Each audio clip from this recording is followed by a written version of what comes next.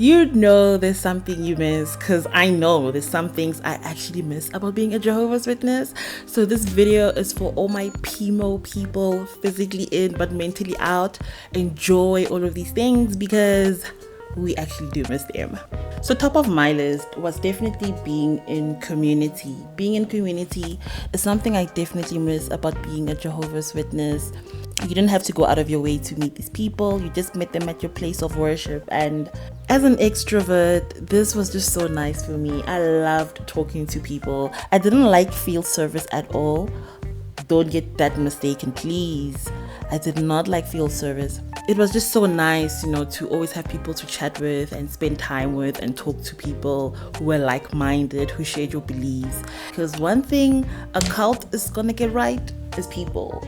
It's gonna know which people to target, which people to try and bring into the community. And as an extrovert, I just enjoyed the different characters that being a Jehovah's Witness came with. There was always like people who you were like, you are not okay. You are a weirdo. And as I'm making light of this situation, I'm not referring to the creepy men who did creepy things. I'm just making reference to the different characters we got to experience in our Kingdom Hall. And I just miss that sense of community. People who are like-minded, people who actually came every Sunday you could chat with and have like a meaningless conversation with, or you genuinely enjoyed their company. I must say I did enjoy that. And for me personally, it also just helped me to have a routine. Like I know that, okay, every Sunday I'm going to the meetings, and now that I'm not part of any community, I think I'm still figuring out my Sundays. I remember in our congregation we had an exchange program where we exchanged with a congregation that lived in Pretoria, our capital city, where I live right now, but I'm not a Jehovah's Witness, so I've never lived in the city while I was a Jehovah's Witness, so I've never had to preach for people here, thank goodness. But we did do an exchange program a few years ago, and guys, that was so awful. White people do not waste time. I love how white people actually chase away Jehovah's Witnesses. They're like, what? Jehovah's Witnesses? Off with you. The black community has time. Even if they do not want to join your religion, it's just not in us to chase people of God away. Like, we actually respect religion, even if it's a religion that you don't subscribe to or you don't believe in, you still remain respectful. So black people would really entertain us. Like field service in the hood, in the ghetto, in rural areas in South Africa was not the worst. Second on my poll was hot men. Like, I didn't realize this, but we actually got to see a lot of hot men while we were Jehovah's Witnesses. Like, I only realized this after leaving, because now that I've quit my job, I'm not in the workspace, so I'm not traveling every day, I'm not working with a group of people. I don't really get to see men like that anymore. And I know you might think, but Monica, you can bump into men at the shops or wherever. Like, I don't leave the house like that. And still, I love seeing a man in a suit. Like, there's something about a man in a suit. And every congregation had like a mysterious, good looking man. Sometimes you guys didn't even know where he popped up from. You don't even know where he's from, but he's like very mysterious. He dresses very well, drives a nice car, doesn't say much. Ooh, I don't know how this worked out, but the Jehovah's Witnesses, when they had a hot man, they really, really had a hot man. Like, yeah, there weren't a lot of them, but when they were hot, they were very hot. I remember in our congregation, we had this hot brother. Oh my God.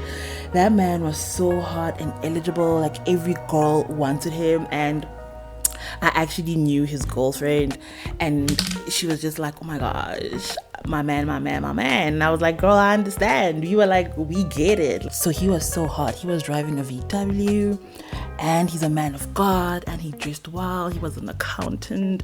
Oh, that man was so eligible. And just as He mysteriously arrived. That's how he mysteriously left. Never married that girl. Apparently, he's got a whole new family right now. He's a worldly guy out there somewhere. That Hardy. Oh my gosh. You are missed, brother. You are still missed. Woo! If you guys are enjoying this content, do let me know. I'm going to be bringing you guys more of this content. I've put up a whole poll on my community tab about the content you guys want to see in 2024, and most of you guys want South African adventures, and I will definitely be providing that as long as you guys subscribe and I can finally get monetized. So please watch my videos till the end, or at least like my videos, and make sure you've subscribed, and I'll definitely bring you guys more of what you want. You also requested more makeup and fashion content, and here I am giving you some makeup and talking about fashion. And we also will be talking about self-development on my platform, and I'm so excited for this. So I'll be sharing with you guys more personal development tips. I was able to go from someone who was in the cult to working on my career. And then through the education I had, I was able to work with the biggest bank in Africa. I even worked for the president of South Africa. So my CV is actually quite strong. Don't see me here on the internet talking about how I hate corporate and working.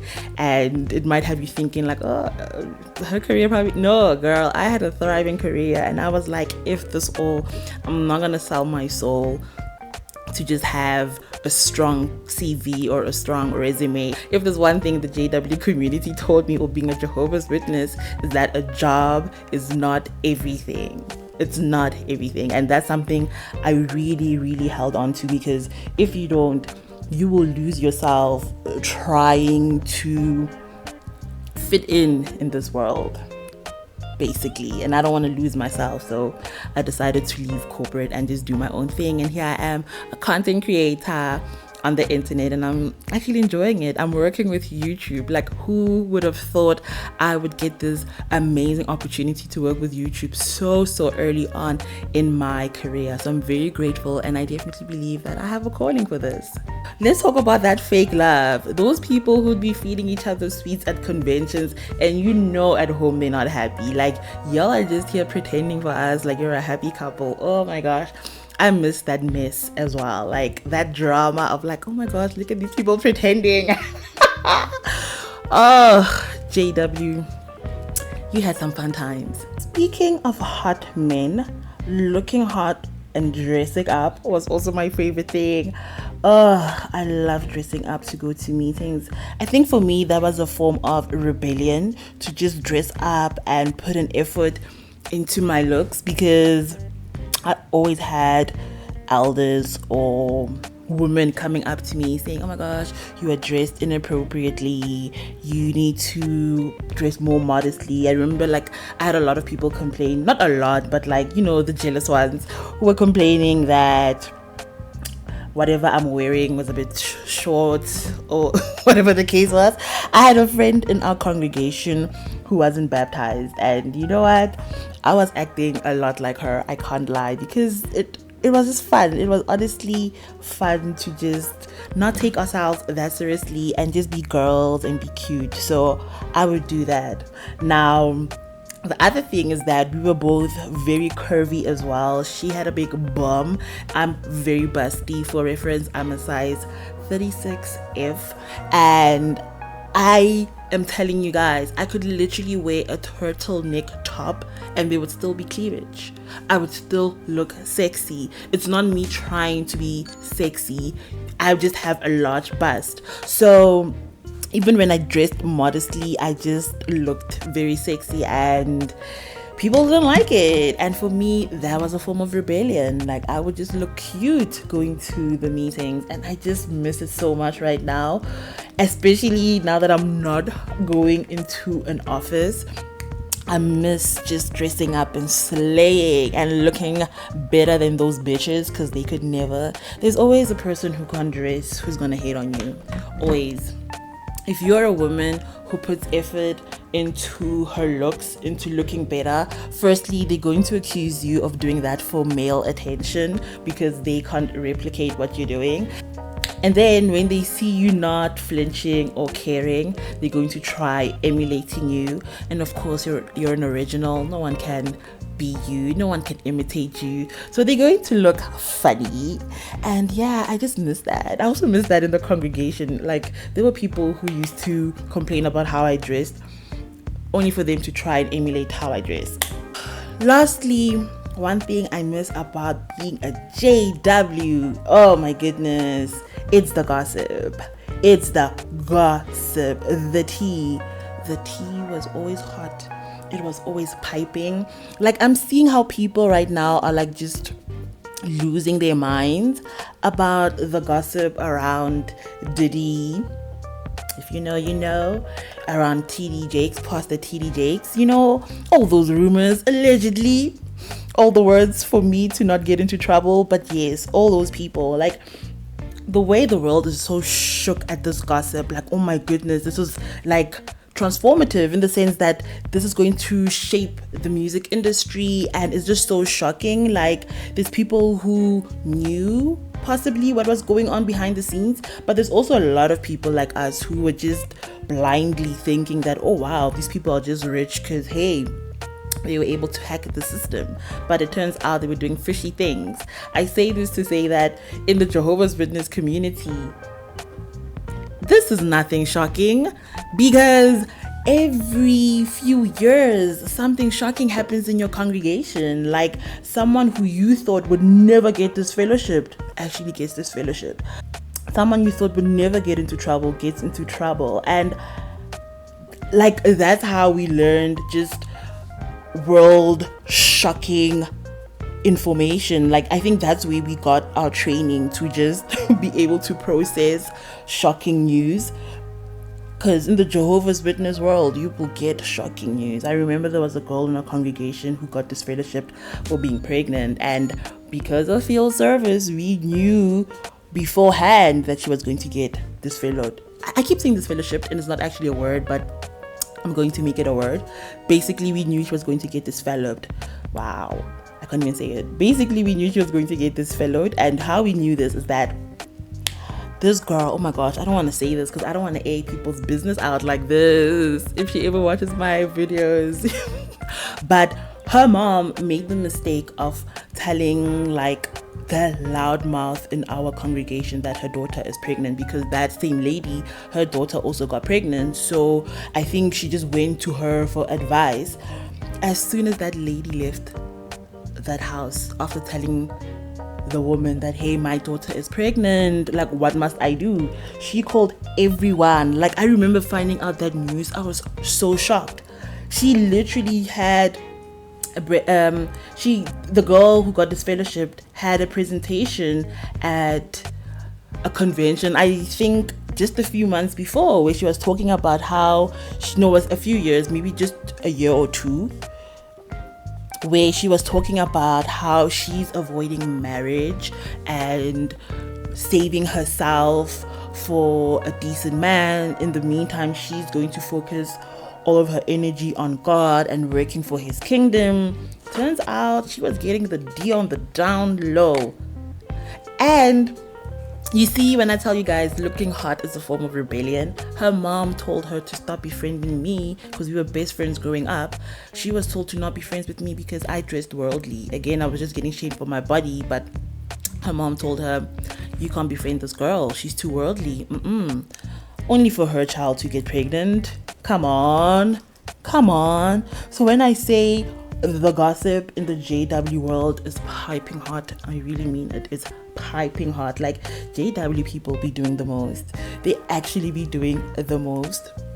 I was able to catch up with my mom a few days ago, and she was just, basically telling me about the gossip in her congregation. And of course, as always, someone is getting remarried for the third time. Of course, it's a man. I don't even know how he's getting away with it. For those that don't know, in the Jehovah's Witness world, you're actually not allowed to remarry unless your spouse dies or they are physically threatening your life, basically. So it's very difficult to get divorced as a Jehovah's Witness. So for this man to divorce and get remarried, not once, not twice, but 3 times, I do not know how he's doing it. Oh, and here's the real tea. He is getting remarried to his ex-wife's sister. His ex-wife's little sister, guys. I was so shocked when my mom told me this. I was like, what the hell? I was just like, oh my gosh, it's this girl. I was so shocked, guys. Imagine marrying your sister's ex-husband. That is so gross. I don't know why this girl would want to get involved with her sister's ex-husband, because I know this family, like, things get crazy, but this is too crazy. This is too crazy. And this man also, his previous wife suffered a miscarriage, and there was a rumor that until she lost the baby. So why would you even go there? Why would you go there? Like, why would your sister even go there? Like, this is all a mess, but that's what I mean. The tea in the JW community is piping hot, and I miss that. Anyways, thank you so much for watching this video. I really appreciate you sticking around until the end, and I will see you all in the next one. Bye.